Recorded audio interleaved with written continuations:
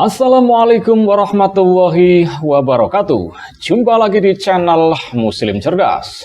Sahabat, dalam menjalani kehidupan, ada beberapa orang yang wajib dimuliakan atas jasanya, yaitu seorang guru atau dalam Islam dikenal dengan ustadz atau kiai bagi kalangan santri di pondok pesantren. Keduanya wajib dimuliakan dengan cara yang baik. Namun, hal ini ditentang keras oleh kaum Salafi Wahabi. Menurut mereka, hukum mencium tangan dan kaki Nabi Muhammad SAW diperbolehkan karena beliau adalah Rasulullah SAW. Tetapi kalau selain beliau, Nabi Muhammad SAW, maka hukumnya haram.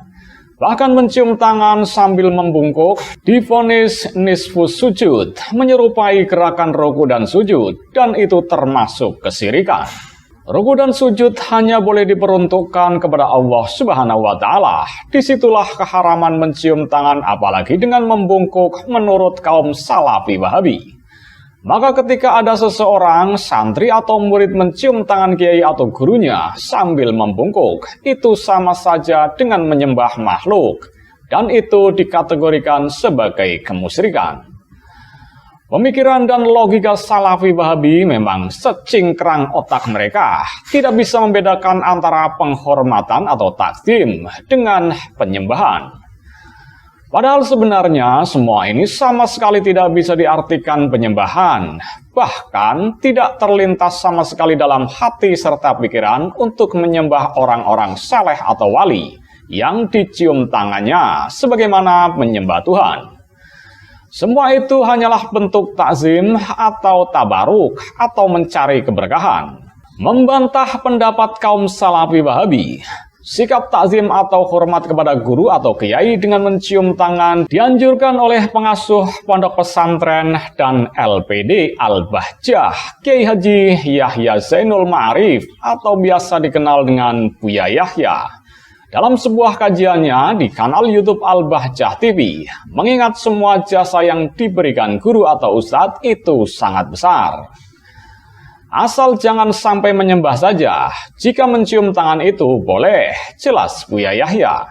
Mencium tangan guru atau ustadz saat lebaran termasuk dalam cara menghormati dan berterima kasih juga menurut Buya. Rasulullah SAW juga diperlakukan demikian oleh para sahabatnya pada saat berdakwah.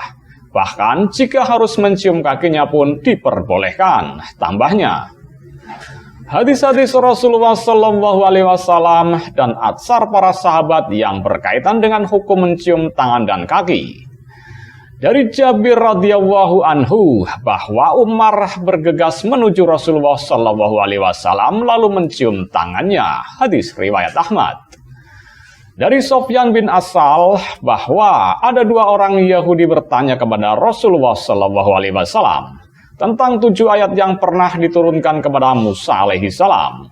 Setelah dijawab, mereka mencium tangan dan kaki Rasulullah SAW, lalu mereka berkata, "Kami bersaksi bahwa engkau adalah Nabi." Hadis riwayat Tirmizi. Al-Ibnu Hajar menyatakan sanadnya kuat. Kemudian dari Zari, ketika beliau menjadi salah satu delegasi suku Abdil Qais, beliau berkata, ketika sampai di Madinah, kami bersegera turun dari kendaraan kita. Lalu kami mengecup tangan dan kaki Nabi Muhammad SAW. Hadis riwayat Abu Daud. Dari Suhaib ia berkata, saya melihat sahabat Ali mencium tangan sahabat Abbas dan kakinya. Hadis riwayat Bukhari. Abu Asiseh dan Ibnu Mardawai meriwayatkan dari sahabat Ka'ab Ibnu Malik bahwa ia berkata, ketika turun ayat tentang diterimanya taubatku, aku mendatangi Rasulullah SAW, lalu mencium kedua tangan dan kedua lututnya. Kemudian dari Buraidah radhiyallahu an, sesungguhnya seorang laki-laki datang kepada Nabi Muhammad SAW, lantas mencium tangan dan kaki beliau. Hadis riwayat Al-Hakim dalam kitab Al-Mustadrak dan mensahihkannya. Sobat Muslim cerdas, guru, ustadz atau kiai diibaratkan sebagai tangan-tangan Allah Subhanahu wa Ta'ala yang dipilih untuk mendidik manusia, terutama dalam hal keagamaannya.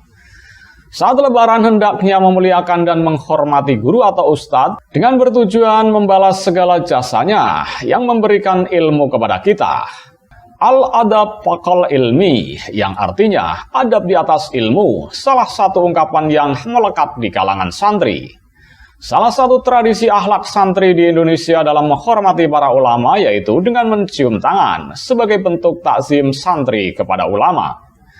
Para santri memiliki praktek cium tangan yang khas pada para ulama dan guru-gurunya, yaitu cium tangan outside dan inside, cium tangan bagian luar dan bagian dalam, alias cium tangan bolak-balik.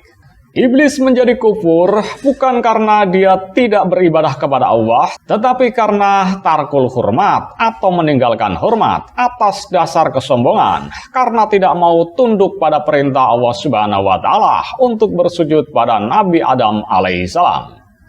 Ulama adalah pewaris para nabi yang menjadi jalur transmisi keilmuan dan syariat Allah yang dibawa oleh para nabi. Seandainya tidak ada ulama dari generasi ke generasi yang bersambung sampai pada Rasulullah Muhammad SAW, tentu saat ini kita tidak akan tahu syariat Allah yang bermuat dalam Quran dan Sunnah. Allah Subhanahu wa Ta'ala pun memberikan penghargaan tertulis terhadap para ulama, diantaranya yang termaktub dalam Al-Quran surat Fatir ayat 28, yang artinya, sesungguhnya di antara hamba-hamba Allah yang takut kepadanya hanyalah para ulama. Sesungguhnya Allah Maha Perkasa lagi Maha Pengampun. Quran Surat Fatir ayat 28. Salah satu tradisi akhlak santri di Indonesia dalam menghormati para ulama yaitu dengan mencium tangan. Hal ini berdasar karena para santri meyakini konsep tabaruk atau ngalap berkah akan menjadi pembahasan tersendiri yang panjang terkait tabaruk atau ngalap berkah, yakni mencari keberkahan Allah melalui para hamba-hamba Allah yang alim, solih, dan zuhud. Seperti halnya dulu para sahabat berebut bekas air wudhunya Nabi Muhammad SAW.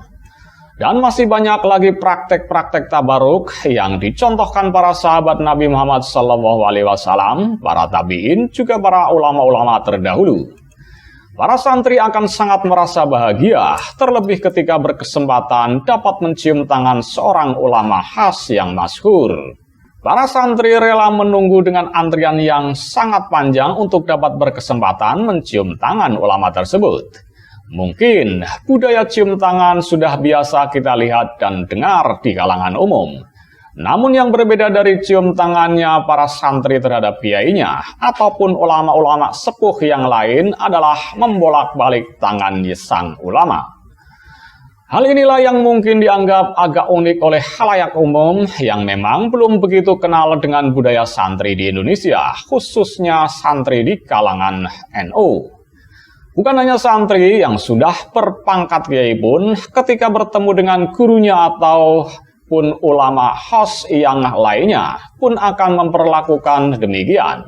Karena pada dasarnya, kiai pun selamanya adalah santri bagi para gurunya dan ulama-ulama yang lebih sepuh. Cium tangan bolak-balik bukan sebuah bentuk pengkultusan atau penyembahan, seperti anggapan sebagian kalangan dari beberapa firqah-firqah Islam yang lain, seperti mereka kaum Salafi Wahabi di atas. Namun sebagai bentuk mahabbah, adab, dan mengikuti akhlak-akhlak tabaruk para sahabat Nabi dan ulama-ulama terdahulu. Wallahu a'lam bishawab.